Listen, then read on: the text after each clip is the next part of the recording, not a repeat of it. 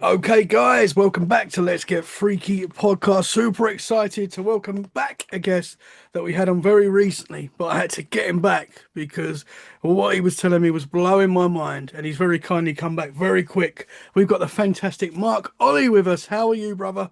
Thank you for coming back, man. Fabulous to be here again. As I said last time, it's great to be doing anything in the UK because I seem to get bombarded with everybody else, and then I don't know, out of maybe 100 different, folks out there, only two or three come from the UK. Um, Ah, yeah, so it's exciting stuff. yeah, man. Nice to hear that the feedback's quite good as well. Absolutely. Oh, you blew my Yeah. mind last time, brother. You blew my mind. So this is a standalone episode. Can you tell the listeners a little bit about yourself, and then we'll get into what we're going to get into. Yeah, okay. This is the advert bit, so here we go. Okay, I was a musician for 21 years. I've done television more recently in the last 20 years. Lost Treasures is probably the favourite one. I've got 9 books in print. They're all out on Amazon. I suppose if somebody said, "What do I do?" I'm an archaeologist, possibly a historian as well in later years. And people say, "What am I?" I am actually a drummer because I also drum for my own rock band, and I've been doing that for an enormously long amount of time, which I won't go into. Uh, so yeah, that's really me. I suppose to conclude the advert, if you want to find me, I'm on Facebook.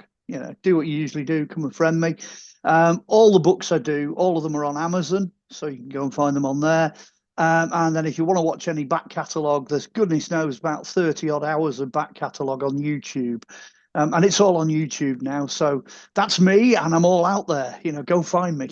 Yes. Well, as I said to you last time we talked, I've been watching Lost Treasures, Mm. and it is wonderful. Very great show, mate. It's awesome.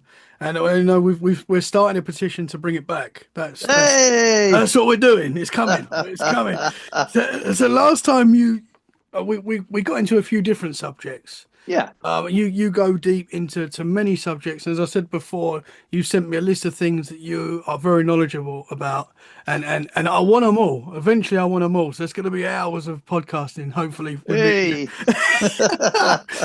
Hey! And we hit on a few topics in the last episode, Yeah. and King Arthur was one that you blew my mind with. So today, that's the route we're going down today, the King Yeah. Arthur. Yeah. Now, All right. my knowledge of King Arthur is like most people, the Sword in the Stone. I grew up on that Yeah. film, Yeah. Yeah. Yeah. fantastic Disney movie that we all know, and that's about it, really, man. I mean, obviously, Well, I the, mean, the other one most people go for is Excalibur. Quite surprised you haven't yes, seen Martin Bourne's yes, movie Excalibur. I've not actually Um, seen that. I might have no, seen oh, bits of it's it. yeah, you will have done. I mean, they use them for memes now on the Yeah. internet and what have you, the images. So yeah, that's the really big famous one.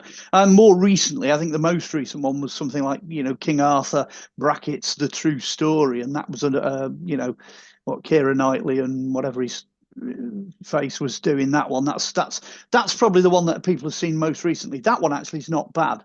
Okay. Excalibur is 110% shiny, legendary. That's the whole kind of mythology of it. Whereas the more recent King Arthur one is closer. They're trying to get closer to the original. Hmm. They had John Matthews, who's Britain's leading expert on Arthur. They had him as a consultant. So it does frequently hit the mark where it's supposed to as a result of that. So those really are the two movies, and those are the two extremes. You've got fantasy and mythology at one end, and then you've got something factual, end of the Roman era kind of stuff at the other end. That's where we're at with it, really. Hmm. I've got to say, and this is my introduction, I suppose, I've got to say that I'm factual. I go factual. At which point half the people who are listening to this will go, but there is no fact, he didn't really exist. It's all. No, actually, he did. That's where I'm starting. Hmm. And that's based on evidence. Let's go. Let's go. So Yeah. the Sword in the Stone, the Disney version. I mean, is that not close? Um, well, This is where it gets interesting. I mean, everybody without fail, when it comes to King Arthur, archaeologists and historians are really guilty of doing this. They throw out the baby with the bathwater. You know what I mean? The whole lot just goes out the door and that's it. I'm not going there. It's, a career ender. That's where it usually puts people, Hmm. which is a complete shame, a total shame, because the Disney movie, there are elements of that Disney movie that actually resound and resonate with archaeology. Um, Sword in the stone, just the very, sword in the stone thing itself. I mean, most people think that he walks into a churchyard and he pulls this piece of metal out of an anvil. Well, in the Disney movie, the anvil is, whatever it is, 15th, 16th century. He's dressed in medieval gear, which is, 12th, 13th century. He's outside a church that back in Arthur's day would never have existed because, again, it's a post-medieval structure. So you start looking at this and you think, well, it's got to be all nonsense, but it's not. And this is the kicker. When you actually start to look at the background to it, let's rewind back to, when he was alive, around about, between the 4 and 500 AD period. They used to cast bronze swords in stone molds. So when his sword, which is Caliburn, was cast as a bronze copper sword of office, which are known to exist as a sacred weapon, it was cast in two halves of a stone mold. So what frequently happens is that stone mold then is split, so you can get the sword out. In comes whoever it is, who's the chief druid, because it's the metal of the sun. It's also a religious thing, which in this case would be Merlin number 3. So he comes in, he gets hold of the sword, or Arthur gets hold of the sword, one of the two of them, and pulls it out of the stone. So, ta-da, there you go. There's Yeah. nothing wrong with the idea of pulling a sword from a stone. It's the later interpretation of that. It's the medieval survival of that that's kind of messed it up. And that's where Disney goes. I mean, the basic format for that cartoon, the idea behind his life, it's basically true. But they've moved it again, like Excalibur, they've moved it up into medieval times because there's just simply more stuff from Hmm. that period that's knocking around. Yeah, it visually looks better for the audience. I don't Or know. not. No. Well, if again, let's stick with where we came in. You've got Excalibur. Wow, yeah, fantasy. That's amazing. All this shiny, epic sort of armor and knights and chivalry and maidens and magic and you got all this sort of stuff. But that is pure fantasy. That is fantasy. I mean, it's 14th, 15th century armor anyway that they're wearing in that, so it's miles out. It's 1,000 years after he lived. Hmm. Go to the King Arthur, the true story. Go to that one where you're looking at the end of Roman Britain, and that actually is pretty close. It's. I mean, there is a few blunders in it which happen in cinema anyway, but Hmm. at the end of the day, that's where we're at. We're at the end of the Roman era, so that's the period we're looking towards. So that's more fact. That's more factual. And that's what most people want, I think. When you're watching something and you find out that this is not true, this is not it makes it difficult to give, even though there is elements that are true, it makes it difficult to trust the whole film. Well, yeah, and as you rightly say, a lot of people who are into Arthur. I mean, I do this all the time. I go out and I buy the latest King Arthur books. I mean, there's about 300 or 400 worldwide every year, so there's loads of Oh them. wow. So yeah, you've got a lot of research to do.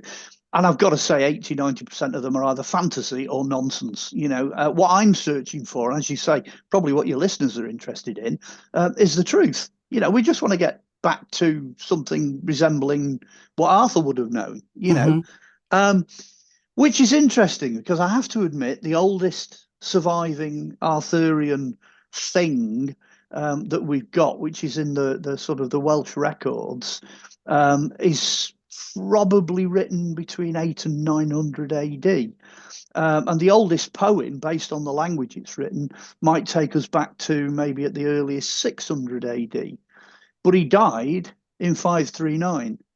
So the poem is pretty close. Hmm. There's other incidental bits as well, because there's different bits that relate to the Holy Grail, to Joseph of Arimathea. There's different bits that relate to Merlin. Those have all got different sources. But Arthur himself, we don't have a huge number of sources. If you want to go back to the original, if you absolutely hate doing, documentary research and all that, King Arthur is the one for you, because there's actually only about 4 or 5 documents that can take you back to the 800s and 900s, the kind of pre-Geoffrey of Monmouth, history of the kings of Britain. There's only a very small number of them that do that, although they are increasing. Every now and again something pops up and whoa, it's a bit of a surprise. Yeah. Which was nice when I was doing the book. I'll show you the book. Here it comes. There it is. Look at that. That is awesome, man. Yeah. When I was doing this, I kept coming across other documentary sources that are not widely known. So if you really want to get into it, I'm going to do the advert. Amazon. If you really want one like this, which is uber sexy, yes, order the hardback. This is it's a solid hardback. So order this. It also means you can take it with you if you go looking at the sites. There's space in the margins for notes. So really, that's the business. If you get the hardback. And all the sources are in here. I've got to tell you, while we're on the topic of sources, I took this out to a conference recently, and another guy who looked even older than me came over, and he picked this thing up. And you know what they're going to do? They open the book up and they start going through it, and they're like, "Oh, this will be a load of nonsense. Let's have a look." And originally, it was only going to be 4 chapters, but then I thought, I'm going to do the source material as well. So chapter 5, which is the last chapter, is every single written source you can get, and it's all strung out in date order. So 1/5 of this is just the source material. Oh, wow. The look on this old bloke's face when he hit that last chapter was a picture, because you just know people want to tear it to bits. They want to, it's just, a bag of nonsense. And that. When you get to the source material at the end, it really shows you how the whole legend developed and where it goes back to, where it originates. So this guy kind of went off with his tail between his legs. So if you really want it, all of it, this is the place to come. And it's only taken me to get it into print like this. It's only taken me 45 years. Wow. So I don't know if that's a record. There's a lot of love in that book, man. Well, I started it in 1977, and wow, it looks awesome. I'm going to be getting it for the listeners listening. Yes. Can you tell us a little the name of it, and I know you've said where to get it. Yeah, it's quite a long name. It's called the Polychronicon of Merlin, Joseph, and Arthur. And there's 2 reasons for that. The story behind that is, well, there's 3 actually. Polychronicon just means chronological history. Basically, it's written like a diary. This happened in this year, this happened in this year, this happened in this year. So if you know, roughly speaking, where things are, you can find your information, because the dates are running down the right-hand side of all the pages. So you can quite literally it runs like a diary, and you can read it. So that's fab, because that puts it all in context. The second piece of information is the Merlin, Joseph, and Arthur. Merlin and Joseph are really important because they clearly predate Arthur. So you've got to look at Merlin and you've got to look at Joseph. So that's Druidry and that's Christianity in a nutshell. That's really what you've got to look at to understand what's going on when Arthur arrives. So it starts quite early. I mean, the book does start, with a couple of chapters, one on Merlin and one on Joseph, because you've got to have Joseph because of the Holy Grail. And the third reason I did it is nobody's used that in a title. Polychronicon. Yeah, nobody's used that word. So I didn't want to try and say it. No, it's just polychronicon. But Polychronicon, yeah. I mean that word will catch on, and this will become the Polychronicon. That's what it'll become. That's what I'm thinking. Or Ollie's Poly, as we prefer to know it. Yeah. But so that's why we did that, was because nobody else had used it. So if you're on 300 books a year, that's a lot of titles that get used up. Absolutely. So we wanted something distinctive. So well, I'm going to be getting that's for sure, and I will put the links in the show description so people can go and order theirs right now as well. Oh yeah, that definitely. Is very interesting. I mean, I was going to say the paperback's not bad, but I would definitely recommend the hardback. Yeah, a hardback's better if it's like that, because that's going to be a special book that you look after. Yeah, you get some books that come in and you read and then they're gone into the atmosphere. But well, the other special the other special thing about it is, I mean, when we did the last interview, we were talking about flying saucers and this, that, and the other. I mean, it's Philip Mantle at Flying Disc Press that's done this, and it's a great story how it came about, because I'm chatting to Philip, and Philip's like, well, how can I do a King Arthur book? He says, because I'm flying saucers. I said, look, if you could do a book about little green men coming out of a silver disc on somebody's front garden lawn, then you could jolly well do King Arthur. You know what I mean? It's not that far off the ballpark. Yeah. So bless him, he said, right. He said, I will publish your book if you finish it. Now that's a real challenge. So I started on a Friday and I didn't stop till I'd completed it entirely. So the whole format, all the photographs, everything you see, I sent it to him as a finished PDF, and it took 55 hours to put it together. So Wow. everything, every single thing you see in this, apart from the finished artwork on the cover, it's my design, but That's awesome. that was done by another chap who put that together. Basically, it's guess what? Merlin, Joseph, and Arthur. That's who they are. That's what they would have really looked like. So I put the whole thing together. So it's literally my baby. I gave birth to it over a weekend. Yeah, that's awesome, man. So you had all this knowledge that you built up and you're just putting it into one spot. And Mm, and as you say, 45 years of knowledge as well and yeah. research. That's I mean, awesome, man. when you're typing stuff like that, you're literally just putting in a paragraph. That's all you Yeah. can put in, or in some cases, a statement, because that's the only thing that's available at that point in time. So then you do that, then you put it away, and then the next information comes in. So you type in the next bit. So it was a long, plodding process. I have got another one on the go as well. That's a sort of a biblical one, but that's coming at some point. Yeah, I don't know if Philip will. Interesting. I don't know if Philip will print that one, or it might go to somebody else. I have got somebody in mind for that one, but it's the follow up to this one. Okay. Yeah. Awesome, man. That's awesome. Mm. So can we go to the start of the story? Because that was another Yes. thing that you taught me last week. I didn't realize that Joseph was involved in this story. I didn't know that. So it's interesting. Right. And where does that start? Where did Well, the story itself is a sort of it's got two births, if you like. It starts in two places. The oldest beginning of it all is Merlin, because it's obvious to everybody right from the get go. Merlin has got to have connections to Druidry. That's essentially what he is. But, and this is where it gets a little confusing, Merlin is a title. It's not a personal name. So I managed to find between, let's say, 400 AD and 600 AD over those 200-year period. I found seven of them. So ah there are seven of them, of which two of them are alive at the same time as Arthur. One of them is Merlin Le Logan, which means Merlin, dear friend, and he lives to a very old age, but he dies in the middle of Arthur's tenure, if you like. He lives well into, he's over 100 when he dies, so he's there for a long time. And he's really speaking, he's the last of the true post-Roman druids.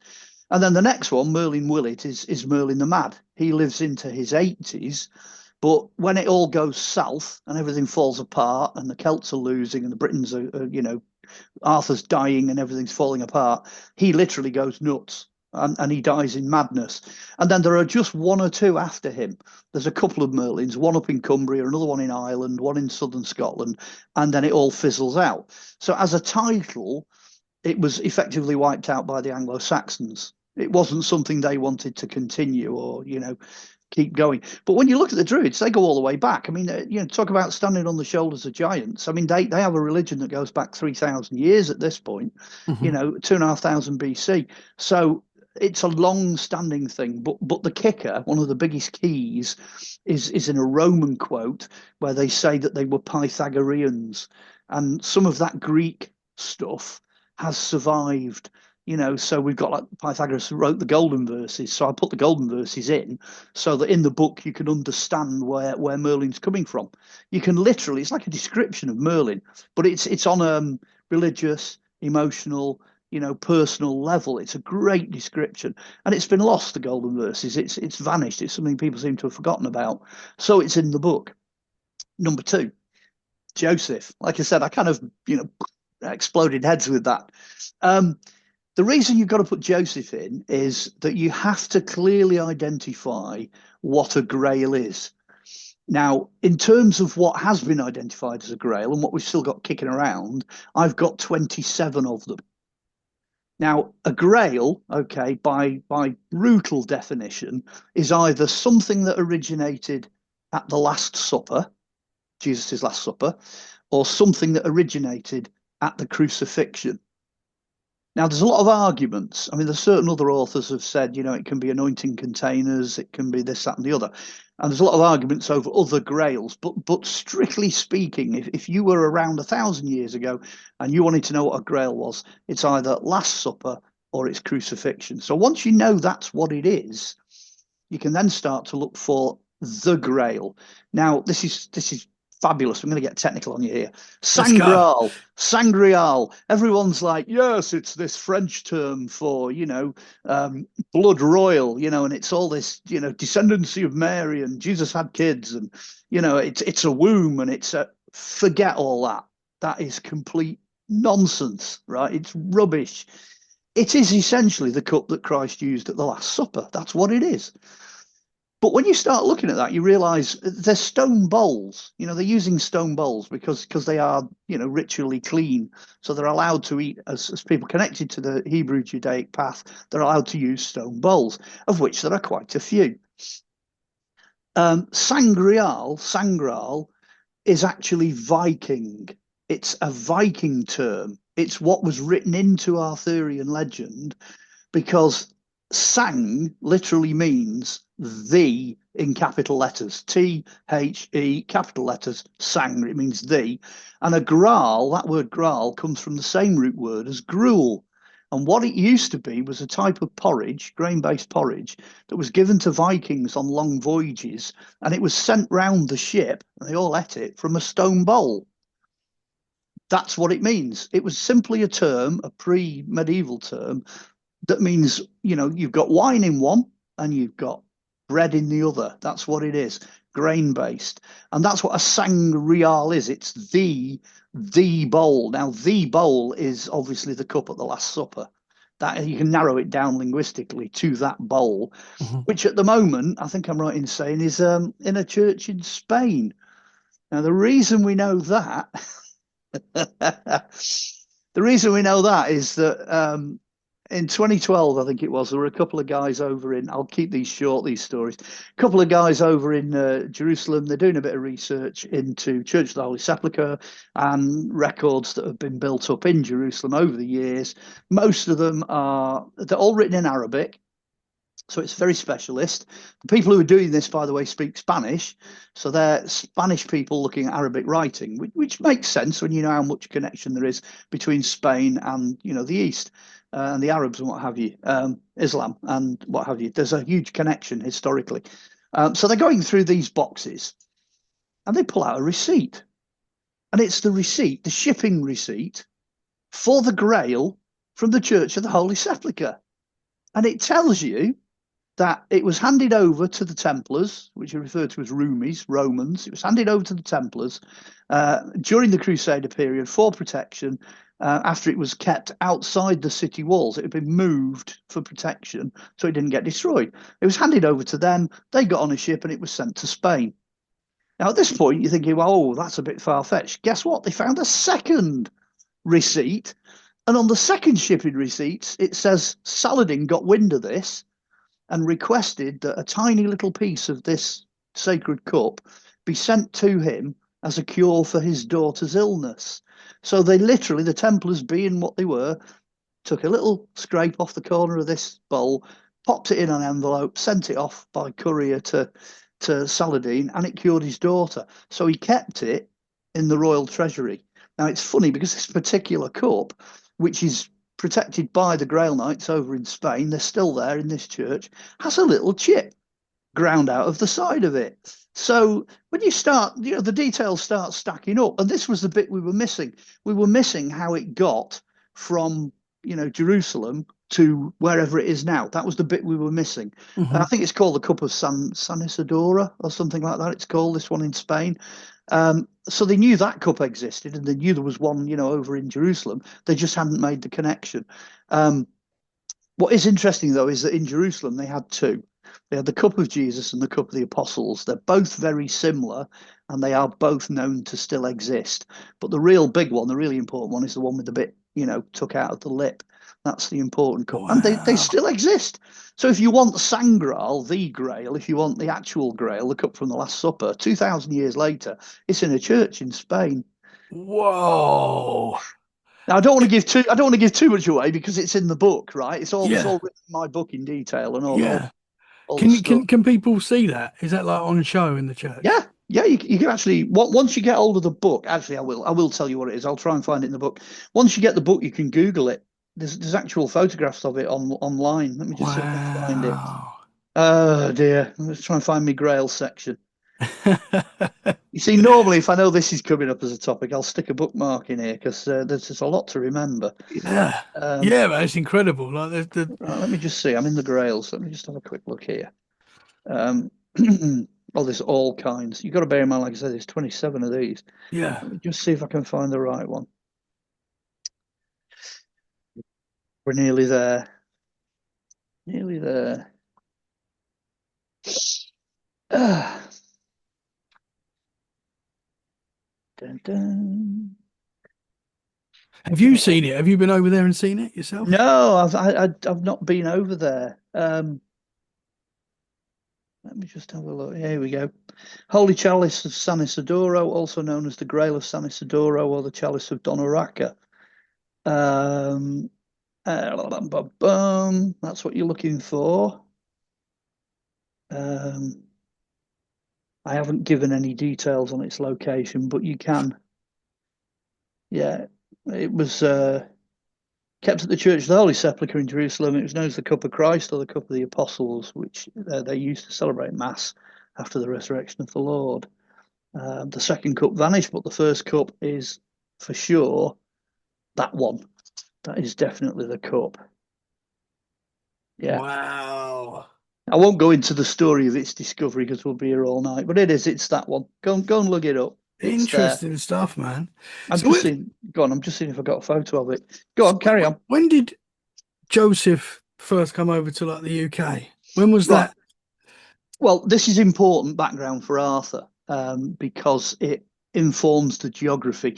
What you've got to bear in mind is if if you went and knocked on the Pope's door, if you actually went dun, dun, dun, and he answered the door, and you said to him, "What is the oldest church in the world?" He would look you straight in the eye, and without hesitation, he would say, "The Celtic British Church." Because we're founded around 52, 53, 54 AD. We start around that period, and it's started by Joseph of Arimathea. Now, Roman Catholic Church only starts 60, 61, 62. That's Peter and Paul. It's a different church in effect to the one we've got. And basically, Joseph he flees. I mean, the whole story's in the book, but he flees away from persecution in the Middle East. He runs away from that and he sails as far as he possibly can. It's known or it's thought that he was involved in metalworking and mining in this country as a trader. So, you know, he's a miner, a principal officer of works who looks after mines. So he comes here.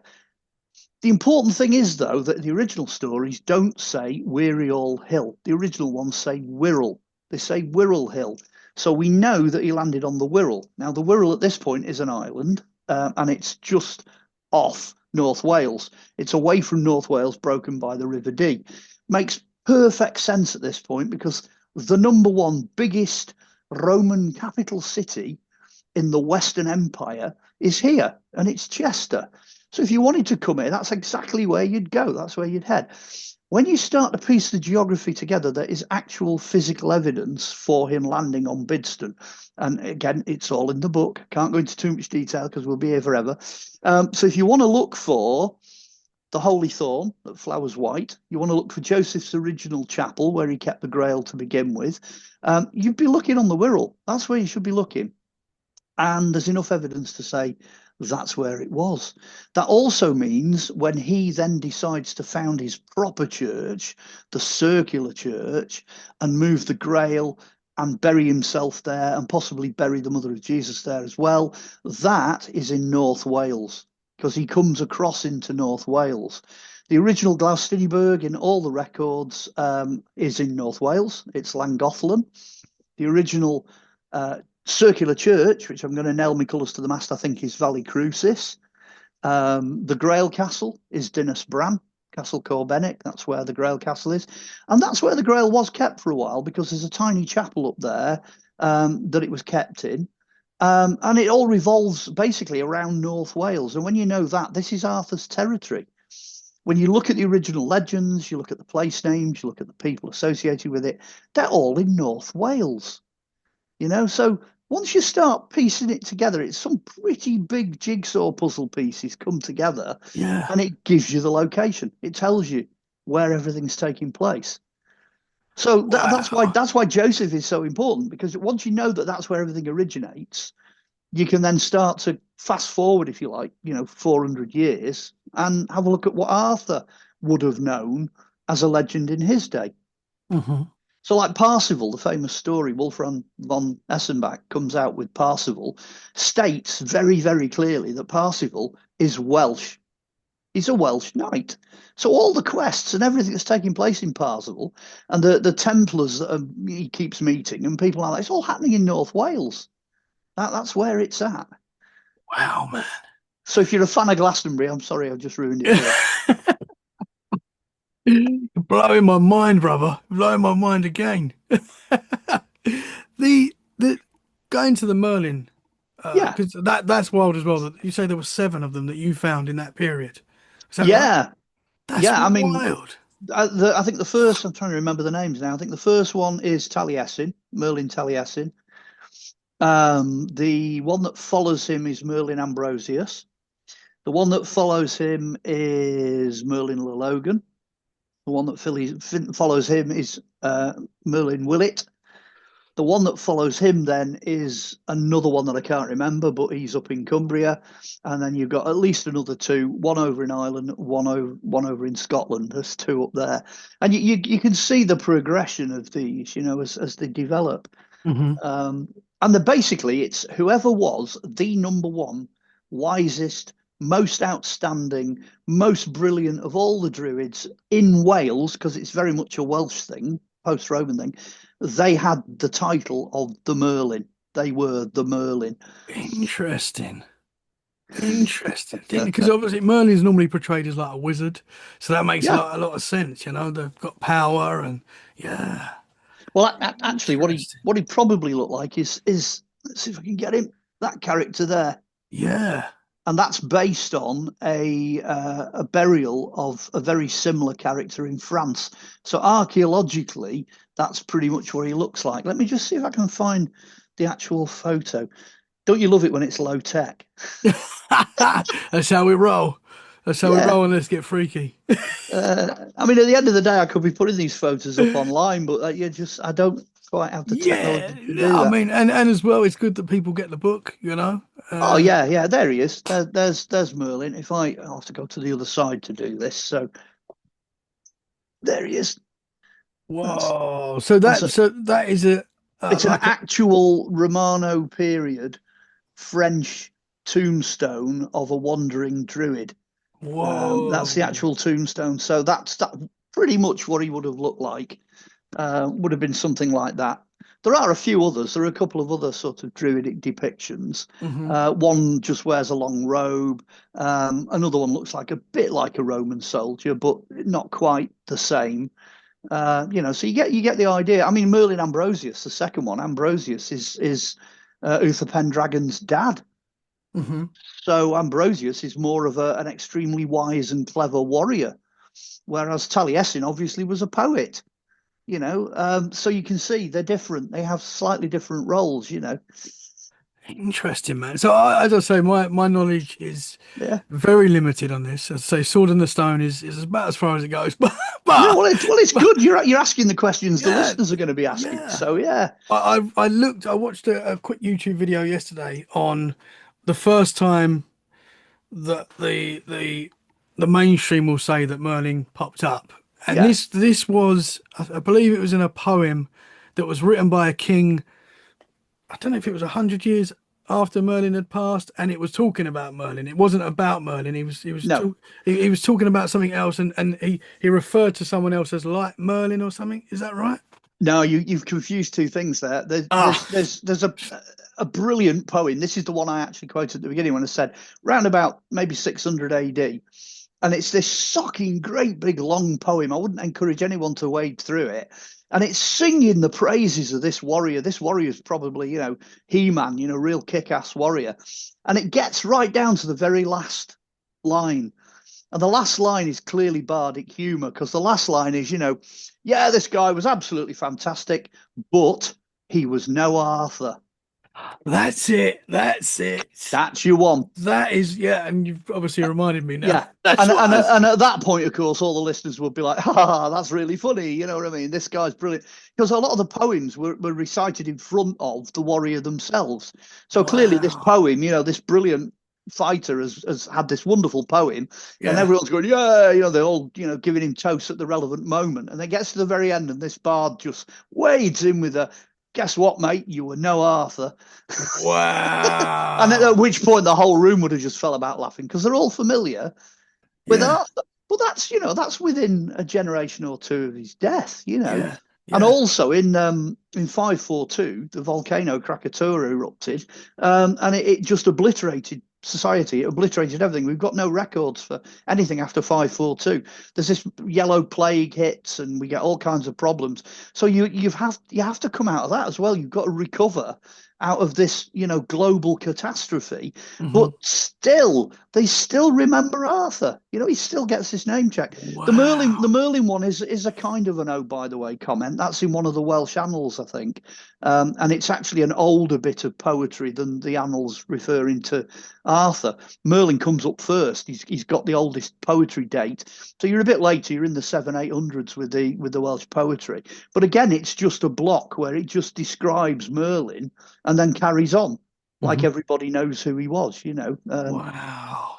Because these figures obviously are just the stories are passed down, families, Yeah, generations passed down. It's a legend. That's how legends are born. And yeah. and and that's wild, man. Well, there's a thing called, I call it literary archaeology, and a lot of people call it textual analysis. And that's this idea that if you start to look at how a story or a block of text has developed, you can almost tease out the recent stuff. Because I mean, if King Arthur jumped in a sports car and whizzed off with a double-handed sword, and a heater shield, it would all be out of time. That's all nonsense. You can take all of that out, and what you're left with then is the bare bones of the story. You're just left with bits that are plausible, that could have happened. Doing it with the eyes of an archaeologist, eventually it does narrow stuff down. And you ultimately, you've got to end up with the source. There's going to be one, book or manuscript or document or something at the end of that road. That's where you're going to end up.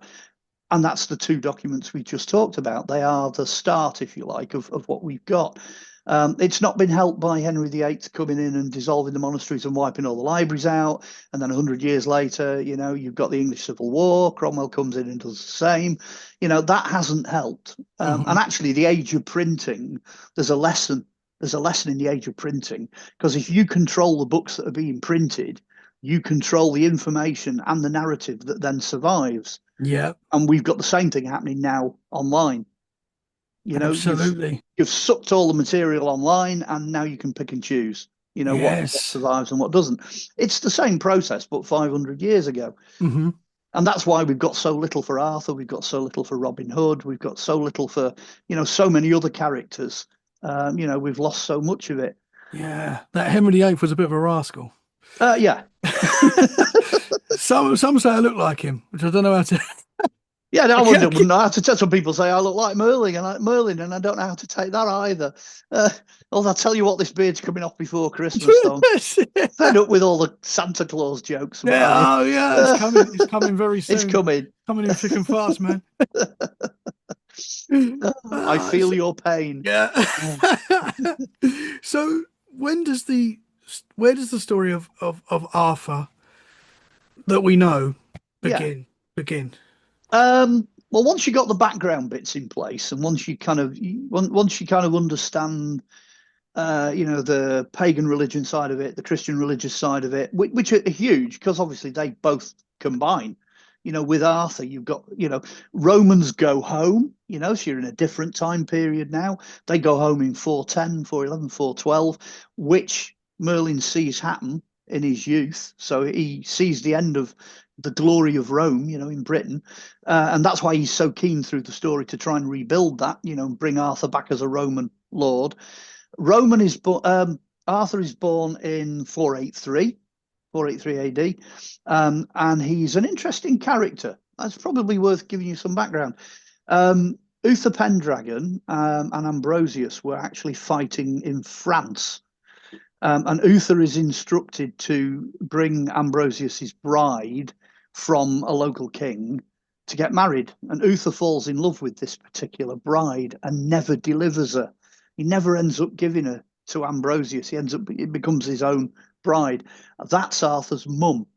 So you're already into a situation here where 4 generations back before Uther, you've got quite a famous Roman general who is Spanish.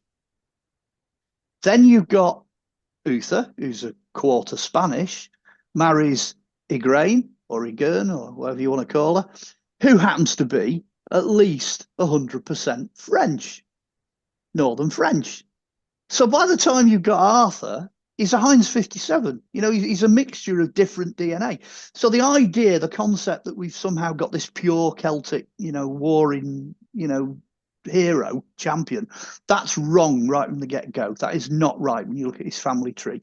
Romans basically come from everywhere anyway. So the fact that his parents could, as they say, wear the purple and his grandparents wore the purple, that means they come from everywhere. We think, and it's only a theory because there's no absolute proof, that he was probably born on the Clyde Peninsula, which, if you look at the shape of Wales and you think of it as like a pig's head, and the ear is Anglesey, the bit that sticks out, the kind of the forehead, if you like, the brow below Anglesey, that's the Clyde Peninsula. So we think he was born in that area, which would explain how he ultimately later on gets control of North Wales. That becomes his territory, if you like, as a tribal chieftain. He's born in 539, like I say, possibly on the Clyde Peninsula, but almost definitely not at Tintagel. So sorry about that, guys. But that story, that idea that, somehow his mother was grabbed under dubious circumstances, the idea that, somehow somebody was killed off and then she was stolen, and, that whole idea, there's an element of truth in it because that's what Uther did when he stole Ambrosius's bride. But that's the real story. You have to get that from Breton sources. It comes from France, that story. He's born, he starts growing up, and then he gets shipped off as a warrior, and this is common, to the house of another warrior. Now, I won't give you the Welsh name, but his English name is Hector. So he gets shipped off to Hector, who trains him in swordsmanship. Hector's Roman villa is archaeologically excavated, attested, geophysicked. You can find it on Google Earth, and it's right next to the bottom end of Bala Lake. You can go and stand on it. I wouldn't recommend it because you'd be trespassing, but like the back of the farm, there's this big square of grass. If you went and stood on that, you're standing where Arthur learned how to fight with the sword, where he was trained. Whoa. That is where he lived into his teenage years. Okay. His dad goes to war with the Saxons. Uther Pendragon goes to war with the Saxons. There's a story that he used to have a fortification where Ludlow is now in Shropshire. And it's said that that's where Uther Pendragon was, and he was stationed there. And a couple of Saxons sneaked in and poisoned his water supply and killed him. And that happens when Arthur is 14. So you can imagine 14-year-old, hot-headed, trained as a warrior, based at the bottom end of Bala Lake, and he gets word of the fact that his real dad, Uther, has just died, poisoned by the Saxons. So now, drilled into his brain is the idea that Saxons are bad guys. And that's everything else, just develops from that. Once you get the real story, it all starts to make sense, you see. Mm-hmm. He gets crowned as Uther's replacement. He's crowned in Chester.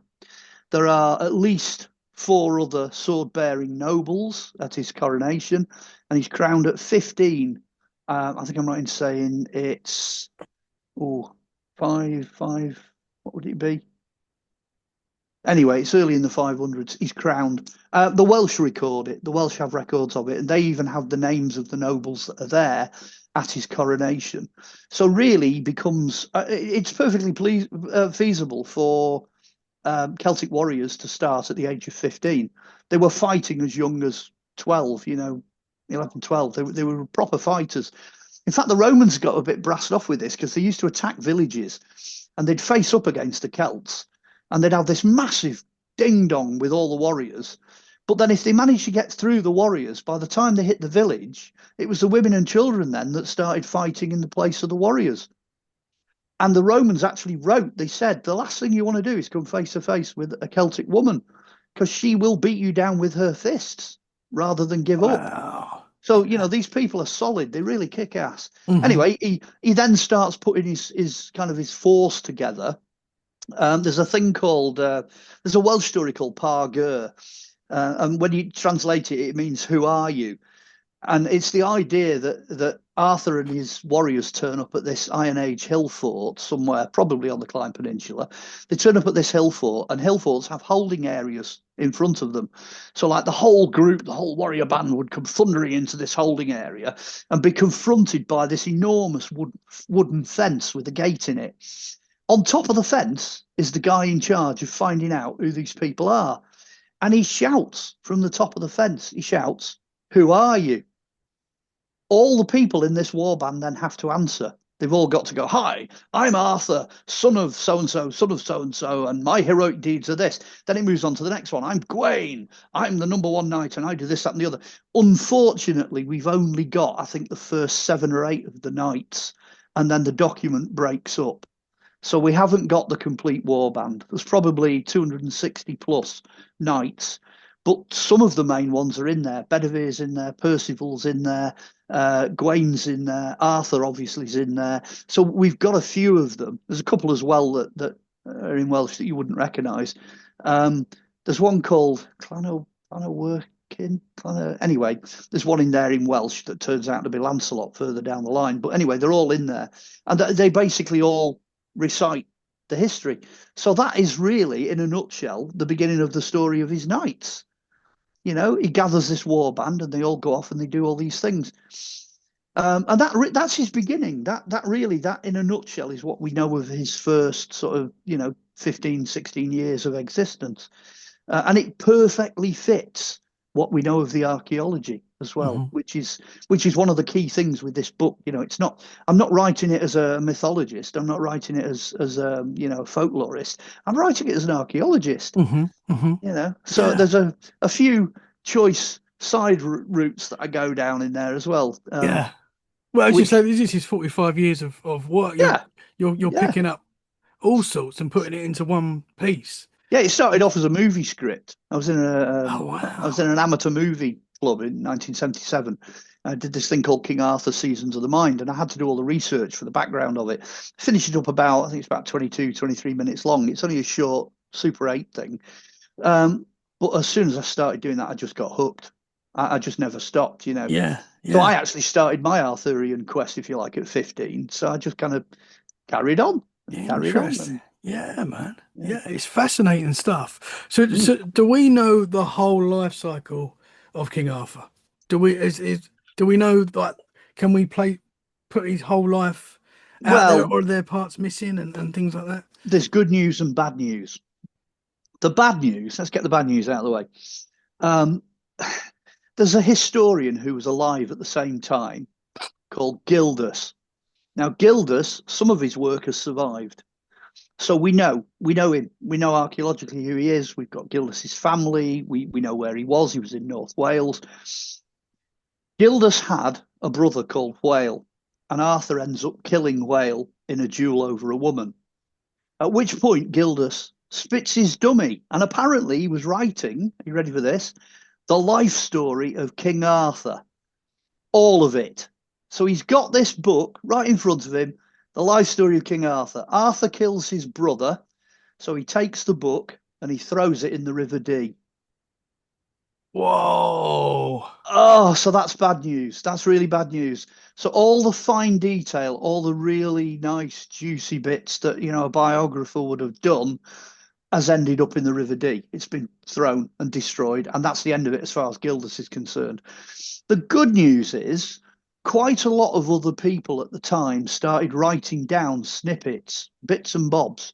So we can piece together, I mean, it's a hell of a job, trust me, but you can piece together a sort of broad sweep, if you like, of what he's doing. So you've got some idea of where he's going, when he's going there, and what his ideas are. Um, Fine details are difficult to come by. Um, and again, this is when you get these little bits, when you get all these fragments, and you start to put them into a historical framework. So, like the Anglo-Saxons are writing stuff down. So we've got the Anglo-Saxon chronicles. Vikings and Danes are just starting coming in, so we can start looking at their writings. You've got archaeology, you've got metal detecting, you've got all this new lidar and stuff from space and all that. Start throwing all that in, and once you've got the geography and you know where you're looking, it all starts to line up. I'll give you an example. There's a possibility that there were three battles with the Saxons. Okay, the Saxons are definitely, without doubt, coming over from the east, right? They're coming across from the east coast. They're coming from Lincolnshire and all that. And they have to get through the Pennines. Now, the only place that's easy to get through, really, is Derbyshire. You can come through Derbyshire. It's a gap. There aren't any mountains. There's nothing to stop you. You can come through. On the other side, on the west coast, you've got Arthur, at which point he's in control of everything all the way to Derbyshire. So the border we've got now doesn't exist. So he's got a load of stuff. He's got all the way up through Lancashire. He's got Cumbria. He's got a bit of Scotland. He's got all these different areas under his control. So they're going to hit each other somewhere around Buxton. You can actually see where they're going to hit each other. You go on the archaeological database, you have a look at the database, and there's a line all the way through Derbyshire. One side of it is Viking, Danish, Saxon, Angles, you name it. The other side of it, surprise, surprise, is Welsh. So you can see where the border is. You can see the line. And this is coming from metal detector finds and archaeology and things like that. So the first Baden, it's Ambrosius, and he stops the Saxons. The second Battle of Baden is the famous one, Arthur, where he lays siege to them. He really kicks ass. We've got a great account of him, pretending to run away and then coming back again, charging the Saxons, wiping them out, and they never came back again after that. So you got 30, 40, 50 years of peace after that Battle of Baden. Fast forward all the way into the 600s, the beggars are at it again. They're coming through there again. This time they get through. But that combination of archaeology, satellite stuff, documentation, location, identification, you can see it. You can actually see it happening on the ground. You can go, right, Welsh here, Danish Vikings here, Saxons, they're coming at each other, So in just in a nutshell, Bakewell in Derbyshire, that's quite clearly, Saxon, that's in the Saxon territory. Buxton, quite clearly in the Welsh. That's where the boundary is between the two. And when you do that, you can start putting it into context. So now we know for a fact where he went, where he was coming from, because obviously he's coming from his territory in Wales, which spilled all the way into probably as far as the Cat and Fiddle up Buxton Way around there. That's as far as his territory came. You can see the enemy coming the other way. You've got a battle. That's in the middle of his life. That's when he took the victory. And it's shortly after that that Merlin dies. Because the original Merlin Le Logan, he passes away, assuming that Arthur has won, assuming that, Rome is victorious again. But then everything goes into decline after that. So, you've still got the Battle of Cam Lan coming at the end where he dies. Man. So we can piece bits together like that, and you can see, Yeah. But most people focus on just individual bits and bobs, which means you're narrowing things down to just stories, and the stories have been corrupted over time. But then if you explode them the opposite way and take the bigger view, the wider view, then you start to see the real story, You're putting the pieces together. Yeah. Yeah, it's wild. You can see why we're still so tribal, can't you? Oh, Because this is absolutely. this is in our DNA. Yeah, absolutely. The whole world has been battling forever, But Yeah, when you look at the British history, yeah, the last yeah, 1,000 years and before, it's just been constant battles and yeah, yeah, areas that are owned by different kings, and it's yeah. It's Well, wild. one of the biggest and probably the most important thing archaeologically. I mean, Buxton, yeah, that fits. That fits the archaeology and everything. Camelot, Camelot's a big one because Hmm. that's like the centre of the world as far as Arthur's concerned. It's really easy. It's Chester. That's what it is. It's Chester. And when you actually do that, when the penny drops, you go, hang on a minute, it's Chester. Everything falls into place. It had huge, enormous walls. It was the White City of God because they were whitewashed. It had towers, towering towers. It had the elliptical building, which another archaeological friend of mine, who shall remain nameless, said the Saxons would have known that as tabulus rotundus, which means the round floor. And once you know that, the elliptical building right in the middle of Chester becomes really important, really significant. And it fits. The bathhouse in Chester was used during the Dark Ages as a palace. It was King Arthur's palace. The very first Christians martyred in Britain were probably in the amphitheatre at Chester. And there's stuff to back that up as well. And in fact, it gets really bizarre because it's like zooming back. You know what I mean? When I say zoom back and have a look at the big picture, if you really want your mind blown, because I know some people out there love this kind of thing, Yeah. they love playing with mathematics and looking at structure and ley lines and goodness knows where else. So this is for you guys out there if you're listening. Start at Rome. Okay, center of the Roman Empire. It's Rome. Rome is still there in the days of Arthur. It's really important. It's really significant. That's your bullseye. That's the middle of the entire Roman Empire. But the Roman Empire splits into two. So it's like, okay, over in the east, no trouble at all. Constantinople. Let's go for that. Byzantium, it's Istanbul now. That is very clearly the Eastern Empire capital. So there should be, you know where I'm going with this, an equivalent capital in the west. Chester, because that's the only one that was there. You haven't got Winchester because the Saxons haven't happened yet. You haven't got London because the Vikings haven't happened yet. No other capital, forget Viraconium and Wroxeter. None of that nonsense. It's Chester. Shoot, it's a duck. That's where we're going with it. Now then, this is where it gets interesting. The Romans had an enormous road system, goes everywhere. So I one day sat down and I thought, let's have a look at the Roman miles. We'll have a look what they were up to. So I checked all the roads.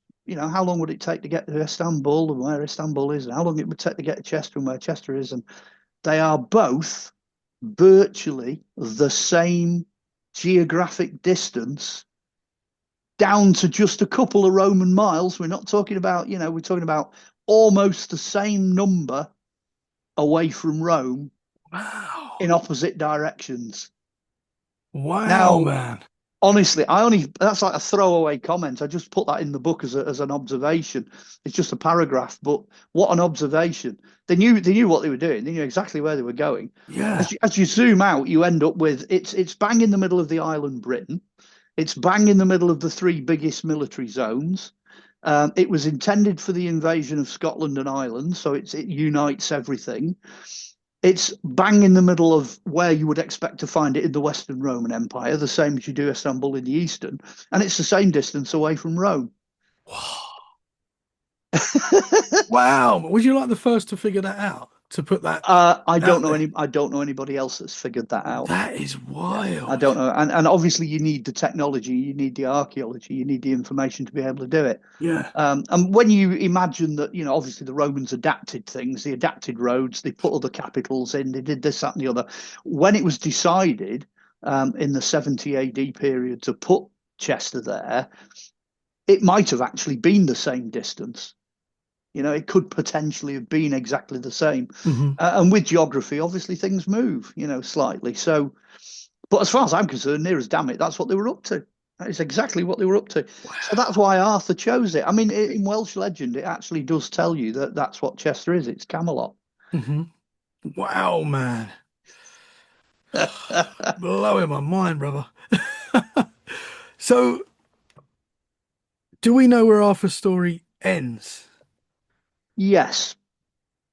Um, his life is a game of two halves. Let's get that out of the way. So the first half, up to Baden, is him becoming Arthur. So, he needs territory, he needs conquest, he needs all this training, he needs his war band. And so that's kind of what you would expect. Broad sweep of the brush, that's his development.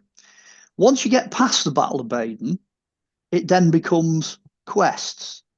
That's where you get into all your Grail quests, fighting mythical beasts, which 9 times out of 10 turn out to be tribes of one sort, the Qatari and all this, that, and the other. They're all the different tribes. He's cleaning up his territory, if you like. He's working on, sorting things out. So that's kind of the second half, if you like, of his life. But he's still having loads of trouble with the Saxons. He's getting older. He's kind of going off the boil. And then right at the very end of his life, somewhere in the 520s, 530s, right at the end of his life, he gets the call from Rome that they need reinforcements from Britain. So he gathers all his existing knights up, all his military forces, leaves like a token force behind, and goes off to fight on the continent. And I know from the records he gets at least as far as France. So he's on the way. He's heading on the way. He leaves one of his sons behind, okay? Mordred, or Medrod as he's known in the Welsh, stays behind. After about 2 years, it's looking pretty grim. They're thinking Arthur's not coming back. You know what I mean? He's gone. He's probably dead on a battlefield somewhere. Mordred then takes over Chester, takes over Guinevere, because he's like, hey, I'm king now, and basically starts conquest, but he's using Irish, Scottish, and Saxon mercenaries to do it. So he is a bad guy. It's just thoroughly grim. He's taken over his father's lands. After about 3 years, lo and behold, Arthur comes back because he's no longer needed. The problems with Rome and that are sorted out, so he comes back. This is where it gets interesting. He lands on a beach at Porthamo, which is just up the River Dee from Chester. As they're getting off the boat, they get attacked because Mordred really doesn't want him and his forces back. And the first person to die on the beach is Sir Gawain. He's shot by arrows and he dies on the beach and he's buried there.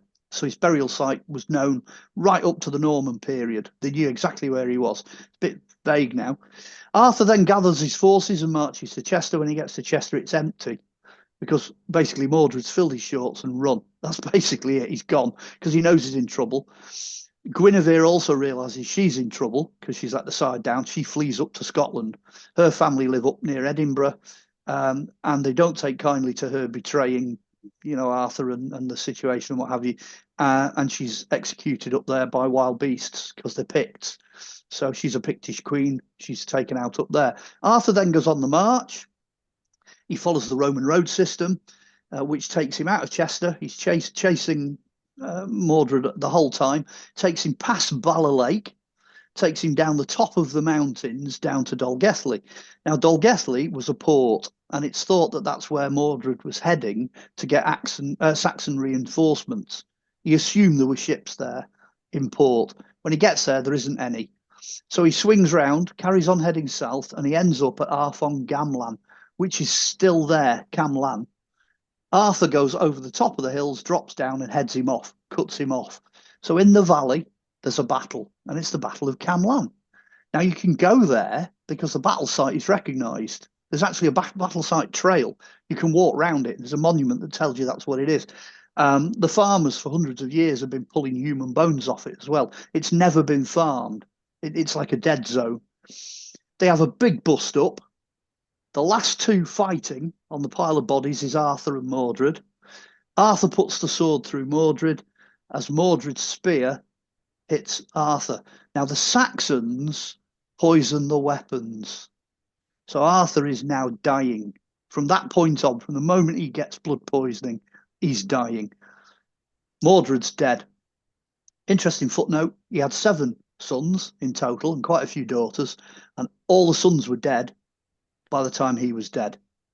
And they all died either by accident or in warfare or Arthur's own hand. He kills at least 3 of them. So, it was a rough family. It was a very, very rough family, incredibly so.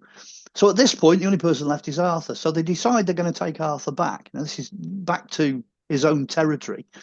So they set off north and they're heading for Innes of Avalon, which is a hill fort in North Wales. I've stood on it, so I know where Avalon is. I know where it is. They're heading for that. They go past Bala Lake.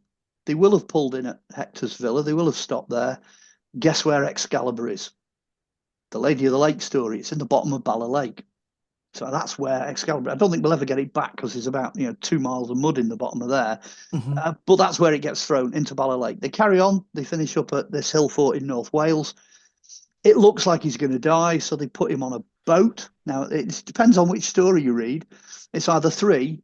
Let's get this right: 3, 6, or 9 maidens that are on this boat, and a navigator called Baltheus. He's a navigator. So clearly they're not going anywhere. I don't know if anybody out there's ever done the ferry out of Anglesey heading for Ireland.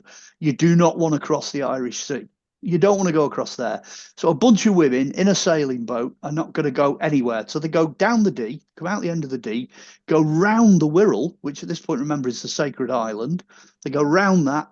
So they come out of the God River into the Goddess River, which is the Mersey. They sail up the Mersey. You can only go so far up it. It's the estuary Belisama, Belisama Sakana. That's the goddess at this point. You can only get so far up it. So when they hit land, they get off the boat, and his body, because he's dead at this point, is taken to a hill with 2 tops, which to this day is still referred to as Appletune, Appleton, the Isle of Apples. There was a small chapel there where they went inside to hold the service, and when they came out, his body's gone. He's disappeared. What's interesting, and this is the 2 important factors. First of all, King Street, which was the main Roman road disappearing into Cheshire, comes straight past that hill. It goes over the top of it and down. So if they were going to hand the body over to the Druids, which you would think they would do, that's what they would have done there and then, and it would have been collected and taken away. So in the book, I postulate that actually Alderley Edge is a pretty good burial site for Arthur, because it's on that road, it's on that route, and it faces against Derbyshire. So he's buried on the ghost fence, the ghost wall against the Saxons, because they would be too scared to come over, and that's where the warriors are buried. And the sort of the second factor to all of this that's important, there's only one documentary entry, early documentary entry for Appletune, and blow me if it's not in the Doomsday Survey. 1086, it's officially recorded as Appletune. So it's identified by William the Conqueror as the Isle of Apples. So that's pretty secure. That's where it was. So that is basically the Isle of Apples. That's where it is.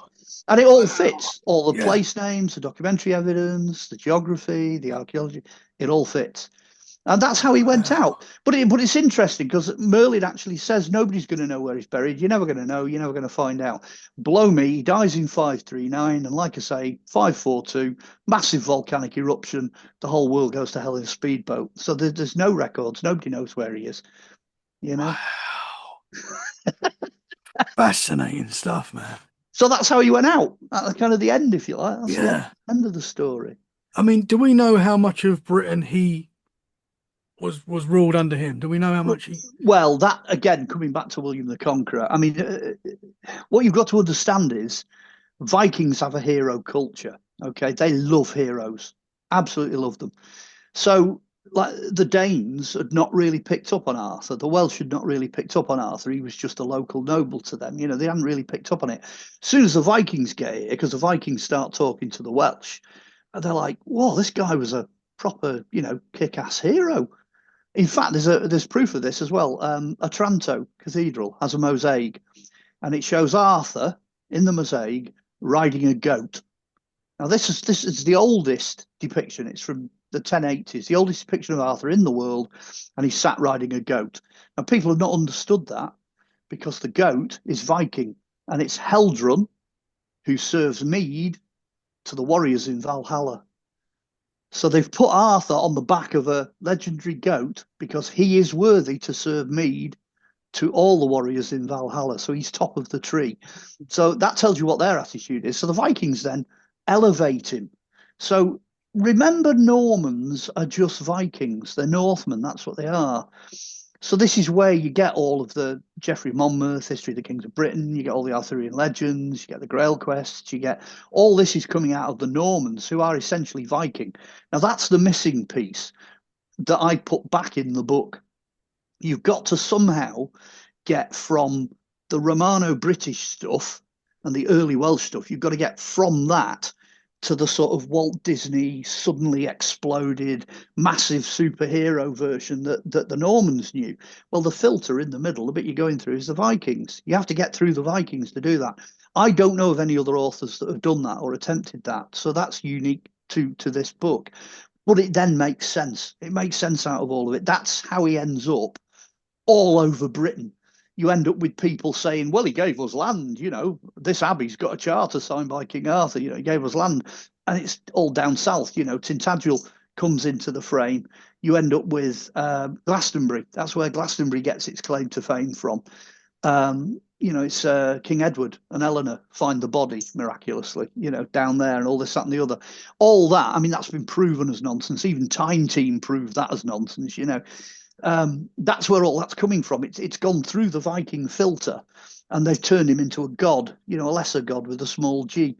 He's become a superhero, which then actually takes us all the way back to Martin Bourboulon's Excalibur, because that's where that's coming from. That's the mythological side. Wow.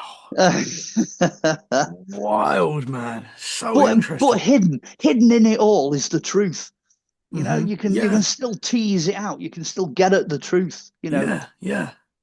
Well, I mean, you think of like stories getting passed down. There is going to be things added. There is going to Yeah, be, that's how legends are yeah, made. We know that people, even your mate down the pub who's telling you a story that happened last week yeah, with his friend. He's going to elaborate yeah, that story and make it more sensational. And that's just how humans are. yeah. And that's what happens with these legends. It's so amazing, man. It's Well, incredible. one of the kickers with Arthur, one of the fortunate things is that his name never changes. So you get all these people now who come up with all these wonderful theories about, oh, maybe there was an Arthur alive here, or maybe there's an Arthur alive, maybe his name was Arthwis or Arknew or whatever. Well, I demolished that in the book because I've got at least 7 Arthurs as well. There's all these different Arthurs, and there's only one of them, and it's Arthur of the Britons, and his name is always Arthur. So in a sense, that makes it easier to find him when you're looking for stuff in stories. And I Hmm. suppose the second part of it is that process of getting rid of the baggage, trying to get rid of the exaggeration, get rid of the modernization. And the beauty of early storytelling is they stuck to the actual basic characters and plot. They had to, because if you're a storyteller and you come out with something that isn't true, your entire audience is going to know that. They know it's made up. So Hmm. at least the bards stayed within the bounds of plausibility. They Hmm. modernized it, don't get me wrong. Sword in the Stone, where we came in, is a brilliant example of modernization. They took it from a ritual Bronze Age prehistoric casting process that was still in use. They took that and they modernized it. The anvil is representative of metalworking. So modern day swords, the iron ones, were made on an anvil. Hmm. So they modernized the process. Yeah. There's a roundabout just down the road from me, up towards Corfe Castle, where they've got a huge stone with a sword in the middle.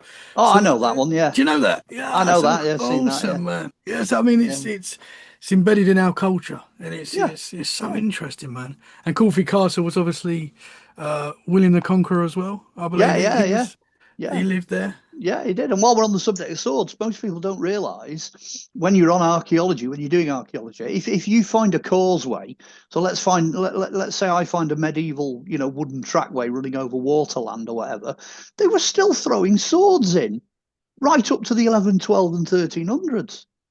So that's why there are no medieval swords, or very few medieval swords. Most of them are lying out there in water somewhere. When Yeah. somebody died, their personal weapon, with all that energy and personality and everything, they were still chucking it as a ritual object into water right up to the mid-medieval period.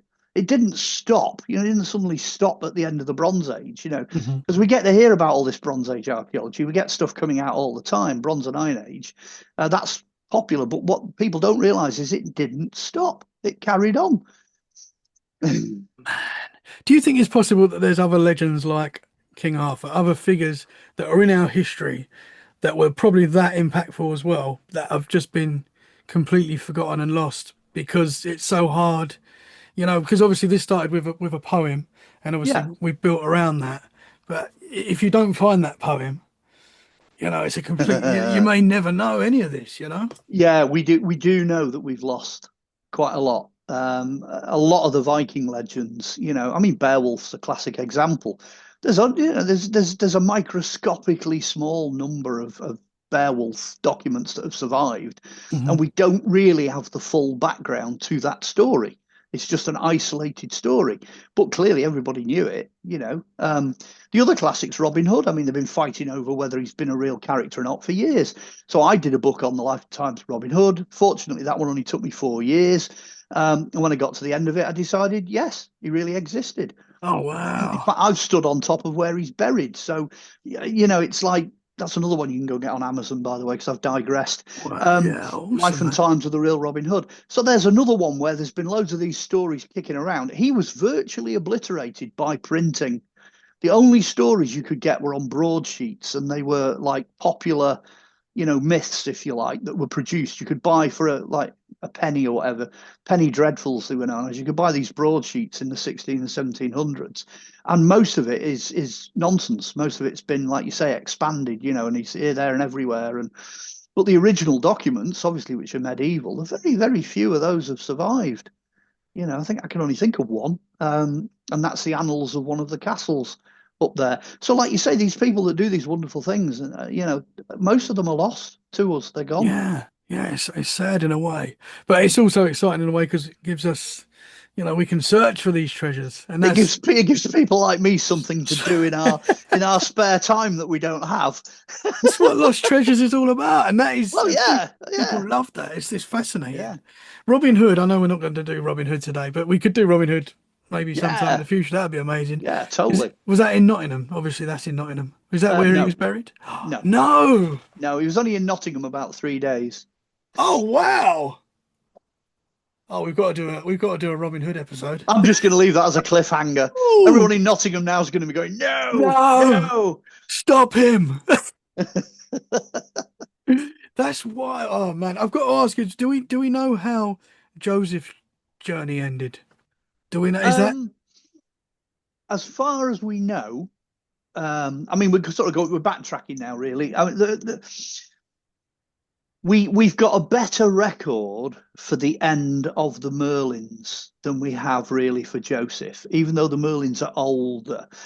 One of them I think drowns, one of them dies of old age. We've got some idea of what's going on there. Joseph, all the time, whoever you read, whatever you look at, dies of old age. It's Hmm. it's that simple.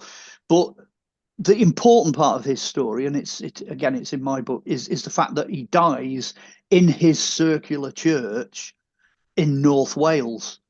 And it's said that he's buried in the centre, in the middle of that circular church, which is in the middle of the circular enclosure. And there is an interesting story here which I can pick up on because I kind of hinted at it at the beginning. If you look at Valley Crucis now is a medieval Cistercian abbey, and it's got the medieval abbey ground plan. So you've got the cross, which is the big main church, and then all the buildings coming off at the side with, the cloisters and all this, that, and the other. Now, a friend of mine read a Victorian account in Welsh that said in the Victorian times they went looking for the burial place of Joseph of Arimathea. They found a set of steps going down into the ground, and this antiquarian described going down these steps, and he ended up in what he described as a Roman undercroft. So that is like a space, a cavity below the building that's used for burials. And that's where he thought Joseph was buried. But they didn't have enough time to do any more. They weren't going to wreck it. They weren't going to dig it all up, this, that, and the other. So they backed out and they buried the steps. So a friend of mine picked up on this, got permission to go and do some geophysics, and geophysicked the main body of the abbey on the assumption that these steps were going to be next to where the high altar was. That's where you'd think it would be. Nothing. Absolutely nothing. Just what you'd normally expect to find with, a crypt and this, that, and the other. No steps, nothing. So that was that legend put to rest. No. Get on Google Earth. You get the circle, which is the enclosure. You've then got the church in the middle, which at this point was round. So what you do is you put crosshairs on. I mean, this is not rocket science, is it? Equidistant crosshairs. And where they cross is the middle. The middle is under the buildings next door. It's not under the main church at all. In fact, it's under the robing room, where the abbots and the monks and all that would get robed up ready to come parading in and do all the churchy stuff. It's under that. And if you go in there and you have a look, when they came to do the floor, they've refloored it. On the spot where these two crosshairs cross is the biggest floor slab. So I think go through that, you're going to go through the undercroft. That's where Joseph is. I think he's directly under that, but he's not where any of the investigation has taken place. He's in a different part of the Abbey buildings, the Abbey structure. And that gets equally interesting because there's just a hint, there's a little bit of hint in the records that Jesus's mother Mary was buried below Joseph. So we've got two characters. It's a double whammy. Wow. Now, there you go. So that's where, to say where he ended up and how he went out, that's how he ducked out. And there's every possibility that he could still be there. Wow, man. And that, well, I mean, if they can prove that as well, can you imagine? You imagine what that would do? That would change Well, yeah, the book does this. so The much. book does it a lot because I was doing a talk on King Arthur for years before the book was published. I was going about 20, 25 years, going around telling the stories I'm telling you now. So, showing pictures, this, that, and the other. Then it dawned on me one day, why don't I take the book and apply that to the geography and start looking on Google Earth? So I do another talk now called King Arthur the Extra Mile. And all it does is just throw up all these Google Earth sites and show you where these things actually are. So it's literally not rocket science. You can literally go and they are there. There are physical sites you can visit. I can do a King Wow. Arthur. I did a 2.5 day tour of North Wales. I can do a Arthurian tour and show folks where these things are. Let's go. I mean, there are That- places you can go and stand, and you can touch. And there's a whopping wow. great big block of stone in the middle of Ruthin, which is a town of quite significant importance, where Arthur is said to have beheaded Whale, Gildas's brother, chopped his head off on this stone. Well, you can still go and put your hand on top of that stone, and that is as close as you're ever going to get anywhere in the world to an actual Arthurian object, you know? Wow, man. Yeah, we've got to bring back lost treasures, brother. Got to. Got Well, to. I've actually been knocking on people's doors for quite a while now to try and get this done as a documentary. Yeah. Do a It's proper got to King be, man. Arthur. It's got to be. It'd be You know, fascinating. yeah. I mean, that's where I'd start. I'd try and Hmm. get at least an hour's documentary. At least maybe two, maybe Yeah, even three. we got to do. You got to do this, man. It'd be incredible. It'd be Yeah, incredible. you'd have Lost Treasures, the Arthurian quest. That's what Yes. you'd have. Yes. It's gonna happen. It's Yeah, gonna good, happen, man. good. Can I Somebody out there will make it happen. absolutely? Can I ask you? Do we know? Because obviously Druidry's been a big part of Yeah. our culture for years and thousands of years, I believe. Do we know where it began? Well, again, right back to the very beginning. I used to do this in a talk because when it comes to Druidry, you can go to somewhere like a bookstore like Waterstones, and you've probably got a shelf or even a couple of shelves, all based on Druid Handbook, Way of the Druids, Druid sites, blah blah. When it comes down to actual, what did people say at the time? Because that's really the important stuff. We've only got a very small number of quotes. There's a book out there called The Druids. It's really, really thin. I can't remember the author, but she's a lady that did it. And it was done many, many moons ago, many years ago. And she did this. She actually put in the due diligence, went through all the classical sources, picked them all out. She ended up with three main sources and just enough to fill this tiny little thin book. Most of that and the extra material that's associated with it is in my Merlin section. So we do have some written records. Some of it comes from the Romans, who had no idea what Druidry was all about. They really didn't get it. The best stuff, the most reliable stuff, is Greek. And we've only got, like I said at the beginning, a few of these pointers, like, apparently they were Pythagoreans, they worshipped the Pleiades at the vernal equinox, these little details. That's all we've got. And that's coming from Greek sources, not actual Druidic ones, because either the writing didn't survive or they wrote it down on something perishable. Maybe they wrote it on wood, or it was oral, it was passed on verbally. Most of it has gone, so we've got some idea. When you get into this, is where Merlin, I think, is really important, because he's alive in the 5th century. He's alive in the 400s.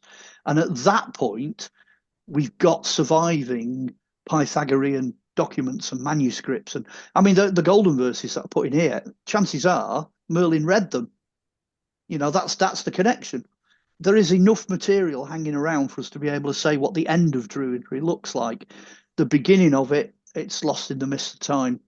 It's archaeology. You're talking about things like the Nebra sky disk and what have you. That's 2000 BC. You're talking about a long time back, Hmm. and we just don't have the information for the origins. Not yet, anyway. Not yet. We'll keep trying. Watch this space. Man, brother, bro, you've blown my mind today, man. Again, and I could listen to you talk about this all day. It's so interesting, man. It's fascinating stuff. Well, it's a big book. It's 488 pages long, so we've kind of whizzed across the surface. Yeah, yeah. Well, I'm getting it, and I'm sure Good. a lot of the listeners are going to get it. Brother, can you tell the listeners where they can find you, and tell us again where they can get the book? Yeah, just a quick recap. All the books that are still in print, all of them, I think there's 9 of them, they're all on Amazon. So if you want the Robin Hood one, or you want the Green Man one, or more particularly, you want the Arthurian one, or any of the others, because there's a range of others, that's where you go. Go to Amazon, put my name in, put in Polychronicon, or you could just put my name in and put Merlin, Joseph, and Arthur. You'll get the same result. It'll pop up. If you want to come and find me, I'm on Facebook. Send me a friend request. As long as you look like a real human being, I'll probably accept you. If you don't, if you've got no pictures, no images, no photographs, no text, and your name's Fifi Trixabel, I'm not going to accept you. You know what I mean? And that's just not going to happen. But most of the time, I mean, I accepted 3 people today. And then if you want to see back catalogue, because we keep talking about lost treasures, there are 22 episodes plus about half a dozen extras plus 3 documentaries that were made at the time. That's all on YouTube. Go and have a look on YouTube. You can binge watch it in 10 and a half hours. Rumor has it. And there's loads of information in that. We do actually do an episode on Arthur. Appleton, we focus on Appleton, which is quite an interesting episode. That might have a couple of bits in it that are not in the book, actually, or that only appear briefly in the book. So Interesting. it's worth a look. It's worth going and having a look. Absolutely, man. Well, brother, you are a legend. I've loved talking to you again. I can't wait for the next one. We have booked in another one very soon, so you're going to be back very Yeah, soon. So I'm very excited yeah. to talk to you more. Thank you so much, man. It's an As I absolute say, I pleasure. could listen to that all day. It's so interesting. Yeah. And obviously 45 years of hard work and labor that you've put into this, and it's you can see why, man. You can see the knowledge you have is incredible. Well, for me, just to end it, John Matthews, I mentioned, Arthurian scholar, brilliant guy, lovely guy, has written me a recommendation in the front of the book. And basically, the comment he put was he said he started looking at Arthur 40 years ago and he wished he'd had this book on his desk. Wow. So Oh, wow, that's awesome, man. there you go. Respect, respect. Essential reading. Yeah, absolutely. Go get the book, guys. I know I am. Yeah, Thank you so much for your time again today, brother, and looking forward to the next one. so am I. Thanks for having me. Guys, thank you so much for listening. We hope you've enjoyed this episode. If you have, share it where you can. That is a great way to support the podcast.